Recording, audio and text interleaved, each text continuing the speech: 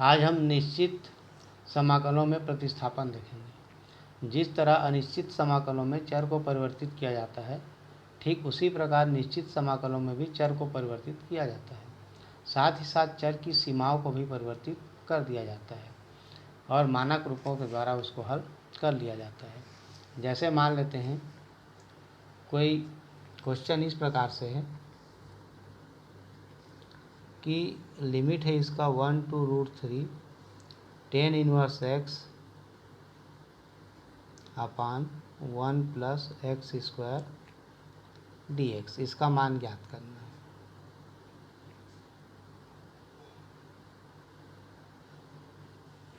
तो मान ज्ञात करने के लिए इसको हम सीधा सीधा जैसे हल करते हैं, मान लेते हैं i बराबर जो दिया गया है फंक्शन tan इनवर्स x अपान 1 + x²। तो यहाँ क्या करेंगे हम, जैसे प्रतिस्थापन में क्या करते, यहाँ पर tan इनवर्स x बराबर मान लेते क्या, t। दोनों पक्षों का अपकरण करने पर 1/1 + x² dx बराबर हो जाता dt। अब यहाँ पर इस मान को प्रतिष्ठित कर देंगे, लेकिन यहाँ पर हमें लिमिट को चेंज करना है। तो ये देखें, हम लिमिट दिया है 1 और √3। अब यदि जब x बराबर 1 होगा तब t का मान क्या होगा। अब tan इनवर्स x बराबर t माने हैं, तो t बराबर क्या हो जाएगा, tan इनवर्स 1। तो इसका मान हो गया बराबर कितना, अब tan इनवर्स 1 का मान π/4। तो हमारा 1 के जगह पर लिमिट हो गया π/4। उसी प्रकार x बराबर जब √3 रखेंगे तब t का मान क्या हो जाएगा, tan इनवर्स √3।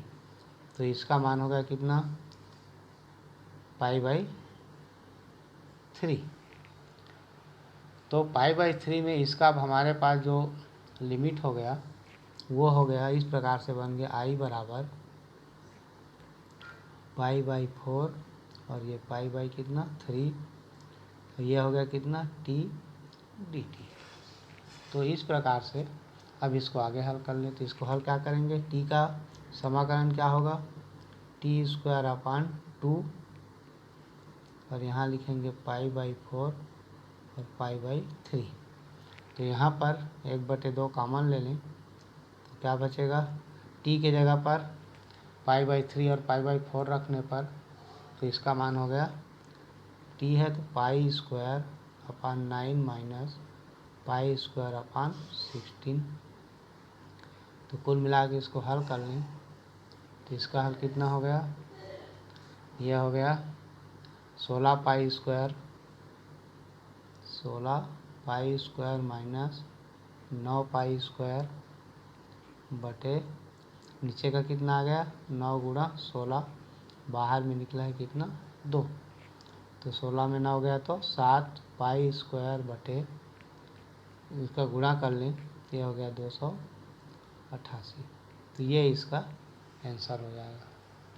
तो इस प्रकार से निश्चित समाकलन ज्ञात करने के लिए प्रतिस्थापन के द्वारा भी उसको ज्ञात किया जा सकता है।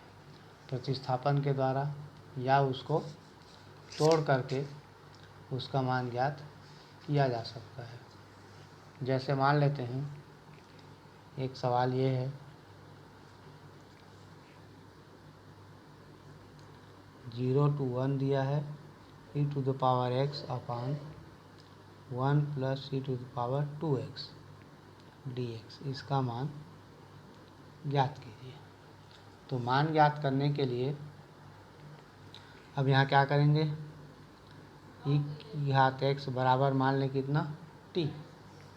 तो d/dx e⁻x बराबर dt/dx। कुल मिला के क्या मिला, e⁻x dx बराबर कितना dt। अब इसका लिमिट को परिवर्तित कीजिए, जब x बराबर कितना यहाँ दिया है 0 हो तब t बराबर क्या है e⁻x, तो e⁻0 बराबर कितना हो गया 1। दूसरा, जब x बराबर कितना है, यहाँ लिमिट 1 है, तब टी बराबर कितना हो जाएगा, ई की घात 1 बराबर हो गया कितना, ई हो गया। तो इसका रूप क्या हो गया, आई बराबर 0 to 1 की जगह पर क्या हो जाएगा 1 to ई हो गया, और ई की घात 1 डी एक्स की जगह पे D T upon 1 plus T square. अब ये 1/1 प्लस टी स्क्वायर किसका होता है, टेन इनवर्स टी का होता है। तो इसको हम लिख सकते हैं क्या, टेन इनवर्स टी, और यहाँ आ गया 1 to ई।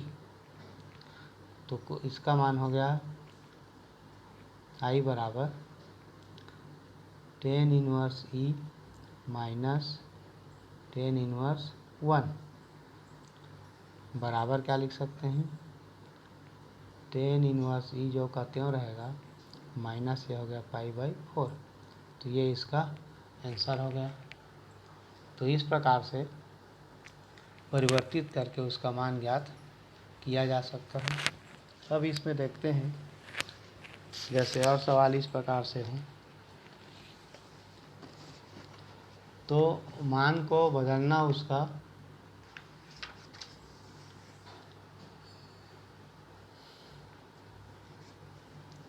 जैसे ये सवाल है, इसमें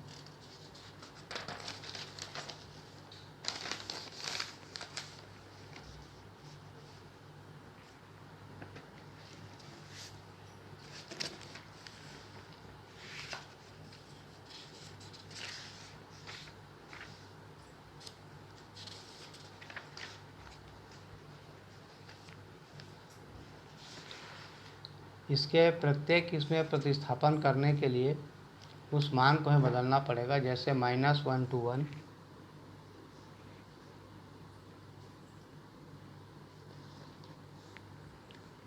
5x की घात 4 रूट x की घात 5 प्लस 1 dx,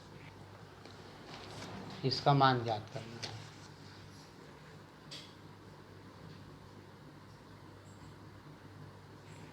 तो मान ज्ञात करने के लिए हम ये देखें यहाँ पर कि इसका जो आई बराबर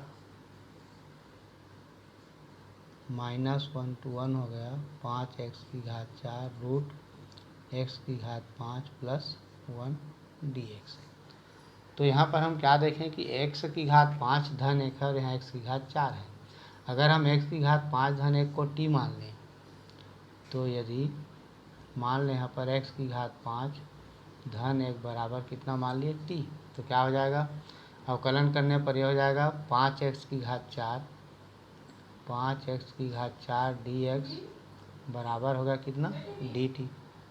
अब यहाँ पर हम देखें लिमिट दिया है -1 और 1, तो यदि x बराबर -1 लें तो t का मान कितना होगा, t का मान कितना हो जाएगा, यहाँ पर जब मान रखेंगे x की घात 5 मतलब -1 की घात 5 प्लस 1, तो ये आ गया कितना -1 प्लस 1 बराबर आ गया 0।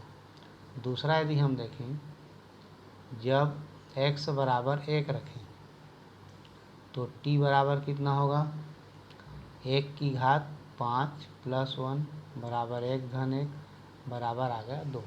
तो ये लिमिट हो गया हमारा 1 और 0 और 2। अब इसका इस रूप में हो जाएगा ये आई बराबर, यहाँ पर माइनस और 1 की जगह पर कितना हो जाएगा, माइनस और 1 की जगह पर हो जाएगा 0, और ये 2 हो गया, और इसका मान जो है t है, तो ये हो गया √t और dt। अब इसको फिर हम अब कर सकते हैं √t का समाकलन, तो ये हो जाएगा t की घात 3/2 और नीचे में भी 3/2, तो यह हो गया 2/3, यहाँ 0 और ये 2, तो कुल मिला के हुआ 2/3, t के जगह पर 2 रखेंगे तो इसका मान कितना हो जाएगा, 2 की घात 3/2, तो ये बचेगा 2 वर्गमूल 2 माइनस 0 हो गया, तो ये मान आ गया 4 वर्गमूल 2/3, ये इसका आंसर हो जाएगा। तो इस प्रकार से प्रतिस्थापित करके उसका मान ज्ञात किया जा सकता है। प्रतिस्थापन विधि से मान ज्ञात करने के लिए उस मान में रख करके उसका जो लिमिट है उसको भी बदलना पड़ता है। जैसे मान लो एक सवाल और देख लेते हैं यहाँ पर। जैसे क्वेश्चन है 0 to π/4 10 क्यूब एक्स dx का मान ज्ञात करना है। तो यहाँ पर 10 की घात 3x है, तो उसको पहले हम बदल लें किसमें, तो ये हो जाएगा 0 to π/4 10 square x into 10x dx हो गया। अब 10 स्क्वायर एक्स को और क्या लिख सकते हैं, तो यह होगा 0 से π/2 सेक स्क्वायर एक्स -1 और ये हो गया 10x dx। तो ये हो गया सेक स्क्वायर एक्स 10x हो जाएगा माइनस 10x, तो 0 से π/4 10x dx, यहाँ भी dx लिख लें। अब sec square x 10x minus log x इतना है, तो इसको जो का त्यों रहने दें। 0 से π/4 sec square x 10x dx minus, अब 10x का क्या हो जाएगा, log सेक x होता है, तो ये हो जाएगा log सेक x 0 से π/4। अब यहाँ मान लें हम 10x बराबर t, 10x बराबर t मान लिए, तो 10x का अवकलन क्या होगा, सेक स्क्वायर एक्स dx बराबर हो गया कितना, dt। अब यहाँ लिमिट बदल लें, जब x बराबर 0 हो तो t बराबर 10 0 बराबर हो गया कितना, 0। जब x बराबर 0 हो तो इतना हो गया, और जब x बराबर π/4 हो तो t बराबर 10 π/4 बराबर आ जाएगा कितना, 1। तो ये लिमिट हो जाएगा 0 से 1। अब इसको आगे हल करने के लिए जो पहला वाला मान था वो हो गया 0 to 1, और ये कितना हो जाएगा, 10x को माने हैं t और सेक स्क्वायर एक्स dx बराबर dt, तो ये हो गया t dt माइनस, ये तो ठीक है, log सेक x 0 to π/4। अब t का समाकलन t स्क्वायर अपान 2, तो t स्क्वायर अपान 2 हो गया, इसका लिमिट है 0 to कितना, 1 माइनस log सेक x, और इसका है 0 to π/4। अब t के जगह पर 1 रखें तो 1/2, ये हो गया कितना, 1/2 माइनस 0 हो गया, माइनस log सेक π/4 माइनस log सेक 0।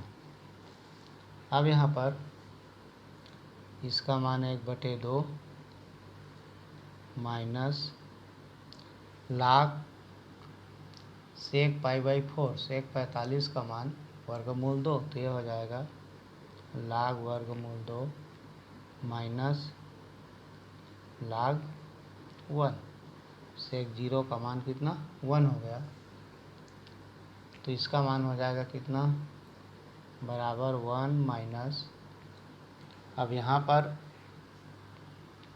log 2 अपान 2, तो इसको और हल कर लें ऐसे, तो 1/2 माइनस इसको अगर लाग को हल करेंगे तो ये हो जाएगा 1/2 माइनस, ये लाग वर्गमूल 2 है माइनस लाग 1 है, तो ये हो जाएगा लाग 2 बटे 1 के रूप में। तो ये हो जाएगा 1/2 लाग